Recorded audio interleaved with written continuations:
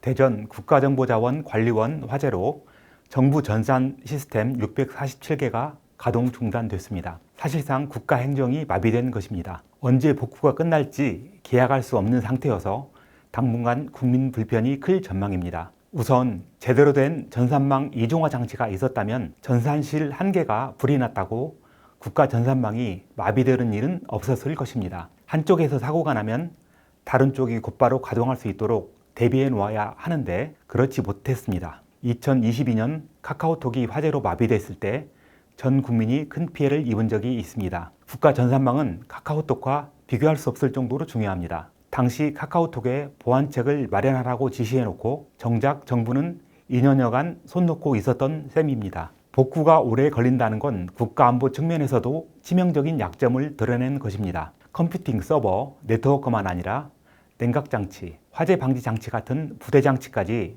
모두 이중화해야 하는데 그렇지 못한 것이 드러났습니다. 이런 기초적인 대비조차 안 하고 있었다는 것이 놀라울 따름입니다. 지역 분원에 데이터 백업 체계가 갖춰져 있지만 이를 가동할 시스템이 부족해 행정 서비스 복구가 지연되고 있다고 합니다. 이번 국가 전산망 마비는 정부 무분별한 재생에너지 확대 계획에 대한 경고음이기도 합니다. 대전 전산실 화재는 무정전 전원장치, 즉 UPS용 리튬이온 배터리에서 발생했습니다. 작은 화재지만 완전히 진화하는데 22시간이나 걸렸습니다. 리튬이온 배터리를 진화하는 방법은 현재 다량의 물을 뿌리거나 수조에 담가 냉각시키는 것뿐이기 때문입니다. 정부는 온실가스 배출량 감축을 위해 재생에너지 확대를 추진하며 초대용량 배터리인 에너지 저장 장치, 즉 ESS도 대폭 늘릴 계획입니다. 날씨에 따라 전력 생산량이 들쑥날쑥한 간헐성이라는 재생에너지 단점을 극복할 수단이기 때문입니다. 이번 사태는 ESS의 위험성을 재확인해 주었습니다. 충분한 ESS 없는 재생에너지 확대는 포수 없이 투수만 늘리는 것과 같습니다. 신규 원전 건설, 기존 원전 수명 연장에 소극적인 현 정부가 이번에 현실을 깨닫는다면 그나마 전화위복으로 작용할 것입니다. 대통령실이 29일 김남준 제1부속실장을 대변인으로 발령해 강유정 대변인과 함께 역할을 수행한다고 했습니다. 그런데 대통령 일정을 보좌하는 제1부속실장 후임은 공개하지 않았습니다. 후임은 이재명 대통령 핵심 측근으로 꼽히는 김현지 총무비서관으로 확인됐습니다. 대통령실은 비서관급 인선을 발표한 적이 없다는 이유로 김 비서관 이름 자체를 언급하지 않았습니다. 김현지 실장은 최근 국회 국정감사 출석 문제로 논란이 됐습니다. 오랫동안 총무비서관이 대통령실 국정감사에 빠진 전례가 없는데도 민주당은 증인 명단에서 김 비서관을 제외했습니다. 총무비서관은 대통령실의 인사, 예산을 담당하는 자리여서 국감 대상이 됐습니다. 박근혜 정부 총무비서관은 국감장에서 정윤회 문건 의혹, 윤석열 정부 총무비서관은 김건희 여사 국정개입 의혹 등에 대한 민주당 추궁을 받았습니다. 민주당은 김 비서관 대신 비서실장 등이 출석하면 된다고 했습니다. 비서실장이 아랫사람인 비서관을 대신하는 경우도 있습니까? 부속실장은 총무비서관과 달리 국회에 출석하지 않았습니다. 윤석열 정부 부속실장도 작년 국회 출석을 거부했습니다. 이 대통령은 고위공직자 워크숍에서 행정혁신 사례로 김 비서관 실명을 거론했습니다. 총무비서관 직무를 잘하고 있다는 의미입니다. 그런데 국감을 앞두고 돌연 부속실장으로 발령낸 것은 국회에 내보내지 않겠다는 의도로밖에 보이지 않습니다. 김 실장은 실세라는데도 알려진 게 거의 없습니다. 이 대통령을 시민운동 시절부터 줄곧 보좌해 왔다는 것이 전부입니다. 1급 공무원이지만 나이, 학력, 경력 같은 기본사항조차 알려져 있지 않습니다. 그런데도 모든 일은 김현지를 통한다는 말이 나오고 있습니다. 이런 사람일수록 국회에 나와 검증을 받아야 합니다. 그래야 훗날 정권 부담도 줄일 수 있습니다. 민주당 정청래 대표는 이날도 국회 청문회 불출석을 통보한 조희대 대법원장을 향해 판사는 무오류의 신인가라고 했습니다. 그러면서 실세 비서관은 대통령실 국정감사에도 부를 수 없다고 합니다. 국감이 끝나면 김 부속실장을 다시 총무비서관으로 복귀시킬 것입니까?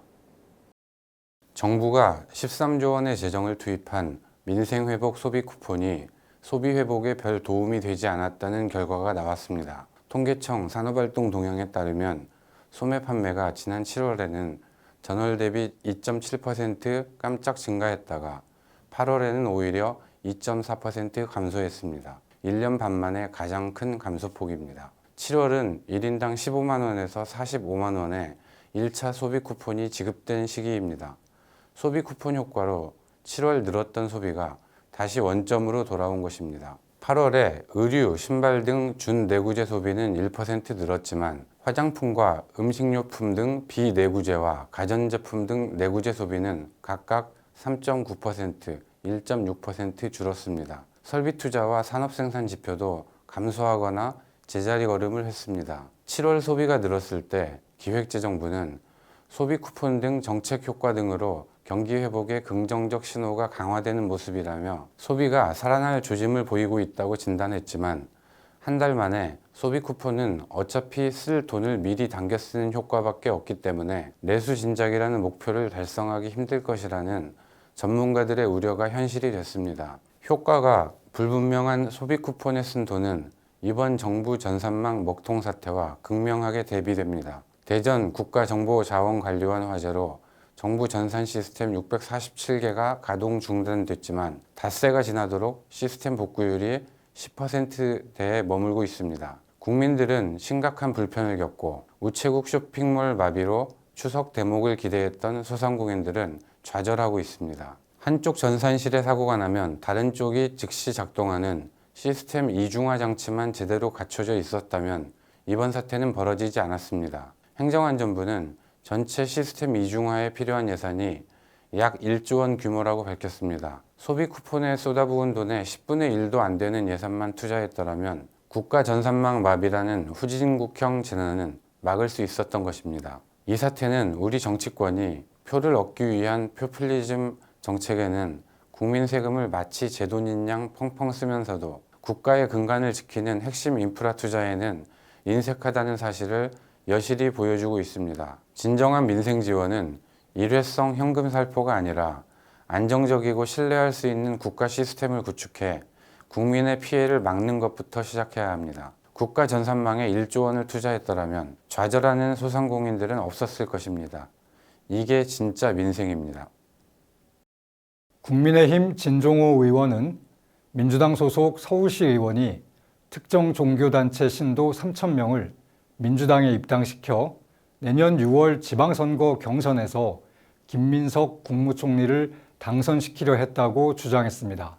진 의원은 해당 시의원과 제보자 간 녹취도 공개했습니다. 총리실은 김 총리와는 관련 없는 일이라고 했고 해당 시의원은 제보자가 먼저 자신이 관리하는 회원이 3,000명이라며 선거에 도움을 줄 수 있다고 말해 당원 가입 절차를 안내한 것뿐이라며 진 의원이 사건을 조작했다고 주장했습니다. 하지만 시의원의 직원이 제보자에게 3,000명의 6개월치 당비 1억 8천만 원을 개인적으로 부담하겠다는 취지로 말하는 녹취도 나왔습니다. 이것이 사실이면 선거법과 정당법 위반입니다. 지금 특검은 2023년 국민의힘 전당대회에서 통일교가 권성동 의원을 밀어주기 위해 교인을 집단 입당시켰다는 의혹을 규명하기 위해 당원 명부를 압수수색한 바 있습니다. 통일교 사건과 이번 사건은 다르지 않습니다. 민주당은 정청래 대표가 당 차원의 진상조사를 지시했지만 해당 시의원이 이미 탈당해 조사의 실효성에 의문이 제기됩니다. 당 내부 조사가 아니라 수사기관에 의뢰해 국힘과 같은 수사를 받음으로써 의혹을 털어야 합니다.